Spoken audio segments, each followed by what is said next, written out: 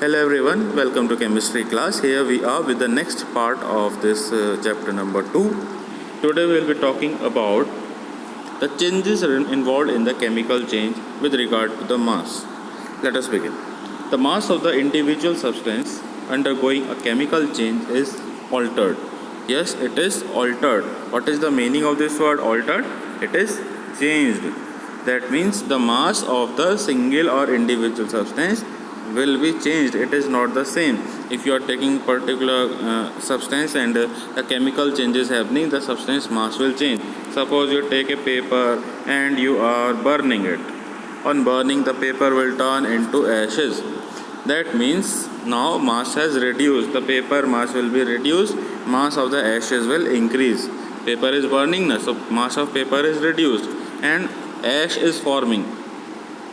That is where we can say the mass of the ashes are increasing. So individual substance mass always changes in the chemical change. We'll have an example also to understand this thing. Let us read here. The example is given. For example, when carbon is burned in air, the amount of or the mass of the carbon is reduced. It will get reduced and finally the carbon will get vanished or disappear. It will not be available there. It will totally vanish there. And in fact what will happen, that we can say that all the carbon will convert into carbon dioxide. Let me write one equation for you. Carbon will add with oxygen, C plus O2. What is written is here is CO2, carbon dioxide gas is produced here.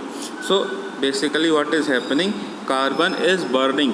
When carbon is burning, it is combining with oxygen gas, and as it combines with oxygen gas, the mass of this carbon, I will write here, mass of carbon will reduce. And what will increase now? What is forming? You see here, carbon dioxide gas is forming. So we can write there, mass of CO2 increase. It will increase there. Carbon is burning, so it is getting used. Because carbon is getting used only in this reaction, its mass is reducing, but CO2 gas is producing here. That is why the mass of carbon dioxide gas will increase. And finally what will happen, all the carbon dioxide all the carbon will convert into carbon dioxide. So finally what will happen, carbon will vanish from there, carbon will disappear, all the carbon is used, and what it has converted itself into is carbon dioxide gas. Same way we can also write here, another example is given, we will read this. On the other hand, if an iron nail is allowed to rust, iron nail is there, iron formula is Fe, that is the symbol of iron. So iron nail, when it is allowed to rust, rusting is taking place, then that iron will convert into rusted iron. So the rusted nail mass will be more. Yes, just compare both the example. Here the mass of carbon is reduced, here the mass of the nail is more, means it is increasing. So both are chemical changes. Sometime in the chemical change the mass is reducing, mass of the individual substance is reducing. In some cases it is increasing, but one thing is common, that is always the mass is changing. So now what has happened, let us write an equation form. Iron, it will combine with oxygen and water vapor in the air, Fe plus O2 plus H2O, and what we will get finally after the reaction, that we will write here in the next slide. We will get Fe2O3 dot XH2O. What is this long thing I have written here? This is the formula of rust. Rust in Hindi we call it as zung. Any iron object, if it is there, it gets rusted. So this is the formula. The name of this rust is iron oxide. Fe2O3 is the formula, Fe2O3 dot XOH2O.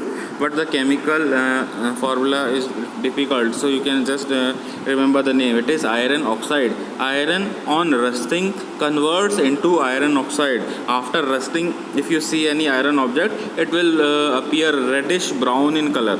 That is rusted iron. So when the rusting has taken place, that rust that has deposited there, it will increase the mass of the original nail. So what we can conclude now, we can conclude by both these example of burning of carbon and rusting of iron nail, we can conclude that mass of individual substance not the all substance, only the individual substance we are saying. Mass of individual substance is altered here, it gets changed. But there is something more remaining here. Individual substance mass is changing, but what about the total mass now? Let us read that line also. The total mass of the substance taking part and formed in the change remains the same. Now you may be thinking, what is the confusion coming? Now I am saying it is same, one time I am saying it is different. So here you will focus on one particular word here. What is written here is total mass. We are talking about the total mass. If we talk about the total mass, then it is same, it is not changed.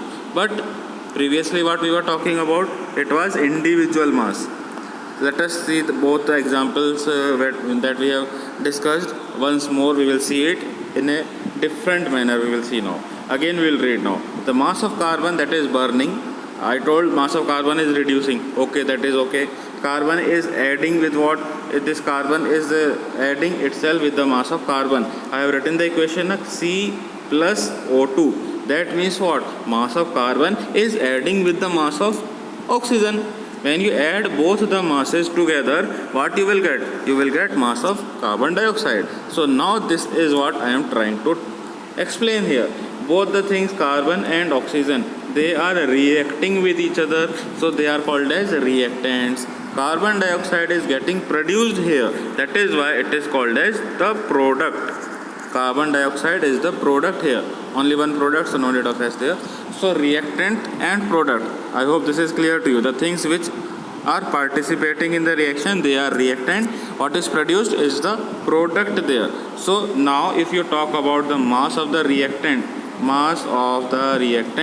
that is equal to what? It is equal to the mass of product. Mass of reactant means, in this example you can say mass of carbon plus mass of oxygen. If you add both of them, you will get the value equal to the mass of carbon dioxide.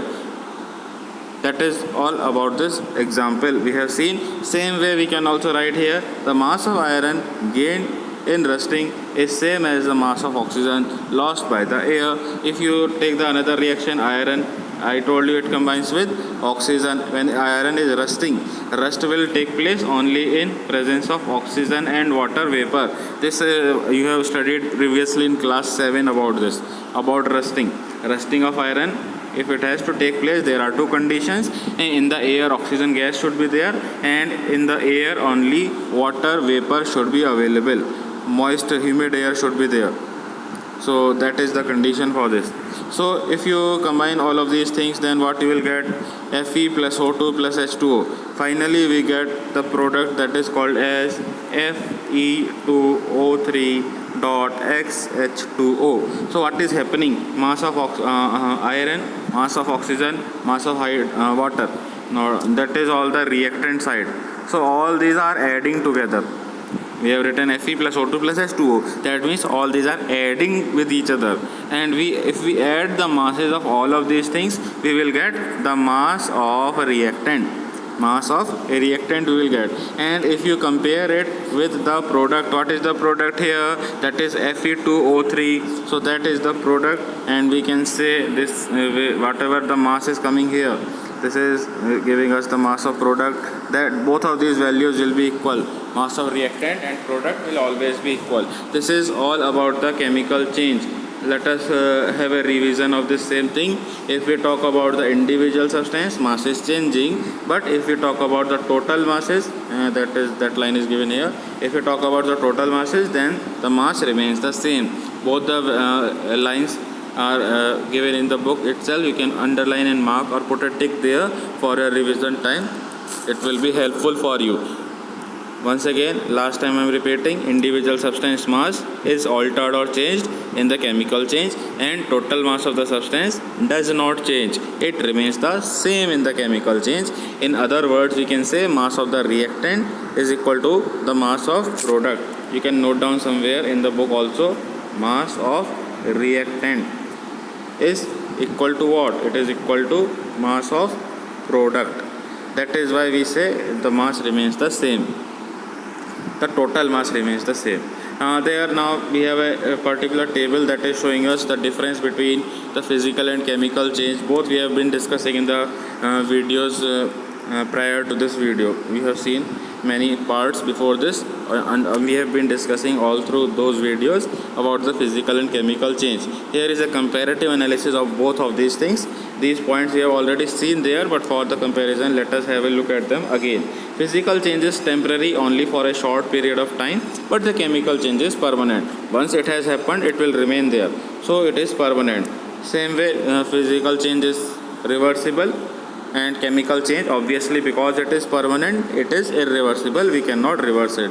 Third point, no new substance. Nothing new is produced in the physical change, but something new substance will be there in case of the chemical change. And last but not the least, that is the mass does not change. The individual mass does not change in the physical change, but the individual mass changes, it alters in the case of chemical change. This table is important for the exam point of view.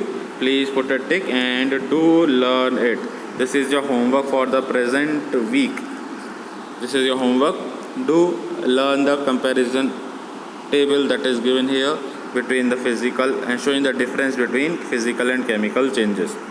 Okay, so we have covered all the parts of the changes. We have seen different kind of changes, physical and chemical, reversible, irreversible. Like this we have covered all these. But there is a question now given here.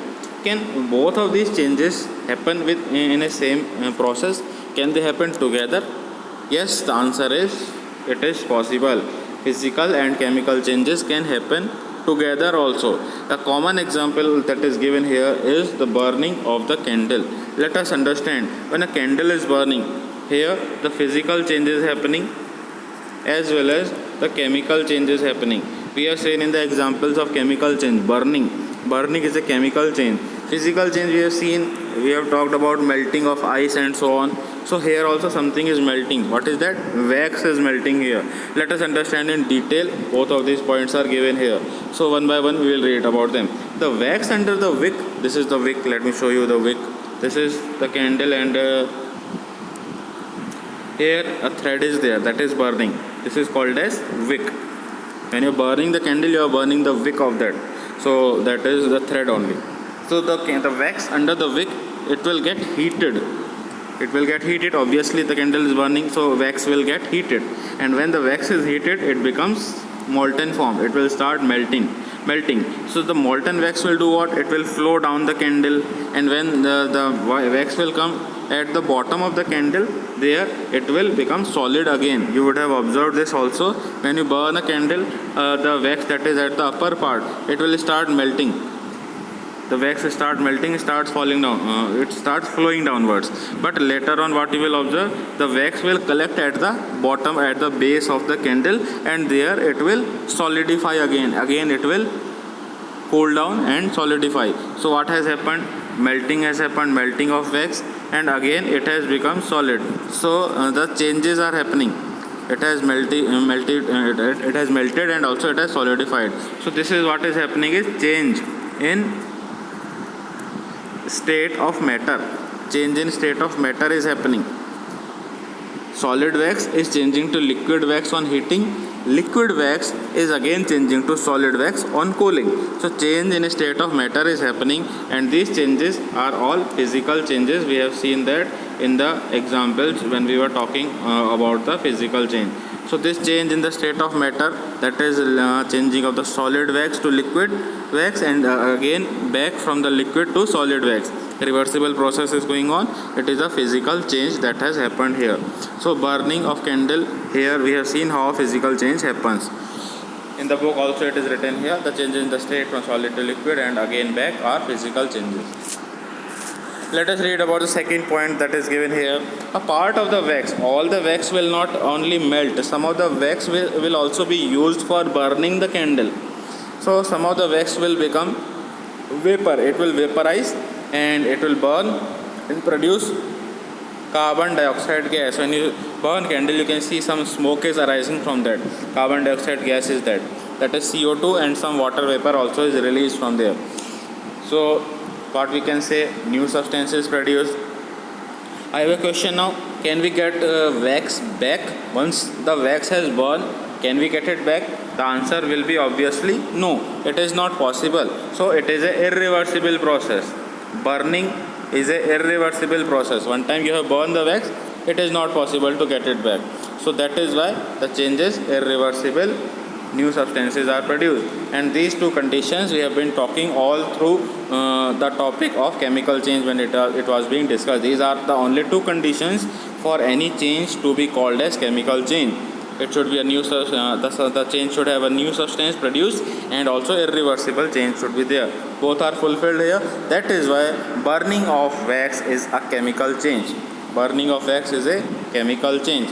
So both the things are clear now. Melting of the wax is a physical change, burning of wax is a chemical change, and both of these things are happening in the same process. When the candle is burning, melting of wax is happening, that is physical change, and also burning of wax is happening, that is a chemical change. In the same process, both are happening, chemical as well as physical change is happening. So that is all. We will take a halt for now in this video, and in the next video we'll begin with the next topic and talk about the energy changes that are going on in the physical and chemical changes, how the energy is released and absorbed in various kind of the physical and energy and the chemical changes.